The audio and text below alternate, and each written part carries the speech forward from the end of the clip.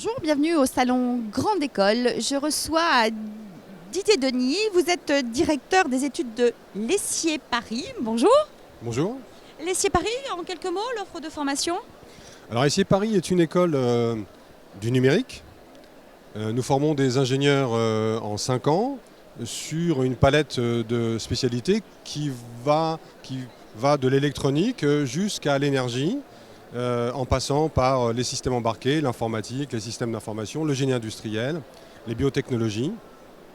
Donc ce sont des étudiants, des ingénieurs qui vont être généralistes dans le domaine du numérique, généralistes dans le domaine des technologies du numérique. Et cette formation se délivre selon 2 voies d'apprentissage, 2 voies de formation.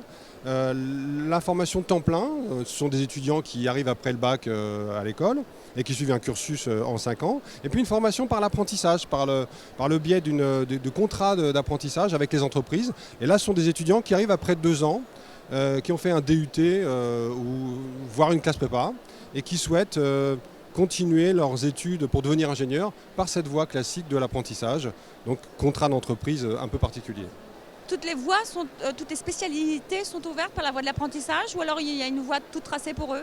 Non, alors pour l'apprentissage, nous avons limité la formation à 4 spécialités.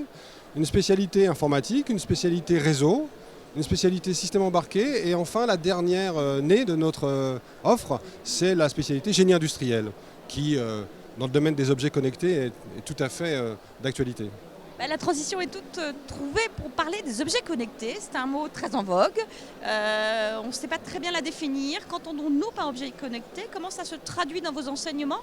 Et qu'attendent les recruteurs au final de vos diplômés? Alors, les objets connectés, donc, ce sont tous les objets qui sont connectés entre eux, connectés à un smartphone, connectés à une tablette, connectés à un ordinateur, qui vont être reliés à Internet et qui nécessitent donc des compétences très particulières en termes de formation qui vont du hardware jusqu'au software. C'est-à-dire qu'à l'Essier, nous avons la chance d'avoir des salles blanches qui permettent de fabriquer les composants qui constituent une partie des objets connectés. Et ensuite, nous avons cette chaîne de compétences qui va amener les étudiants à réfléchir, à être formés à l'informatique, à la programmation, aux algorithmes qui sont nécessaires à ces objets connectés. Alors, ces objets connectés aujourd'hui ne représentent pas une formation en soi, ce n'est pas une formation qui représente une spécialité. Toutes les filières de l'école participent à cette formation. Les étudiants reçoivent des enseignements qui sont des enseignements liés aux objets connectés, mais aujourd'hui nous avons décidé de mettre l'accent sur cette caractéristique de l'informatique et de cette expertise. Et donc nous allons développer les enseignements spécifiques aux objets connectés dans toutes les filières dans les années à venir. C'est transverse à toutes les disciplines, je sais pas, en numérique, informatique, réseau? C'est transverse pour l'instant à toutes les disciplines. Certaines filières sont un peu plus spécialisées que d'autres dans ce domaine-là. La filière réseau, par exemple, et sécurité par la voie d'apprentissage, justement. La filière informatique dans laquelle on retrouve évidemment un certain nombre d'enseignements qui sont dédiés justement à ces objets connectés. Donc on va accentuer cette expertise sur les objets connectés, d'autant plus que, j'insiste sur cet aspect des choses, nous avons cette capacité à proposer une formation qui va de la salle blanche, donc de la fabrication des capteurs, jusqu'à l'utilisation, jusqu'aux services proposés par les objets connectés. Et s'ajoute à cette chaîne de compétences l'idée de la formation sur les big data.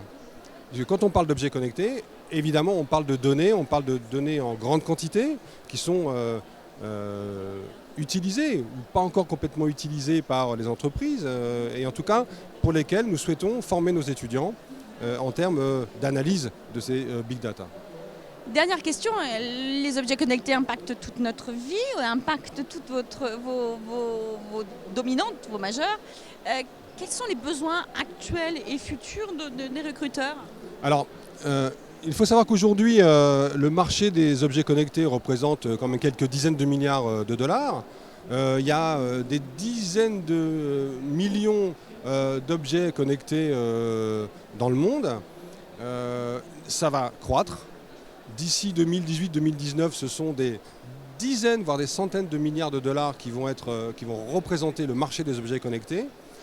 Il y a énormément d'entreprises qui naissent aujourd'hui, des startups qui naissent sur ces sujets dans tous les domaines. Le domaine par exemple des balances, les voitures, les smart cities, un certain nombre de domaines qui sont aujourd'hui indispensables à la vie quotidienne, mais qui vont en se développant autour de cette notion d'objet connecté. Et donc, une des difficultés des entreprises, c'est qu'elles ne trouvent pas suffisamment de collaborateurs, suffisamment d'ingénieurs formés à ces questions, formés à ces compétences-là.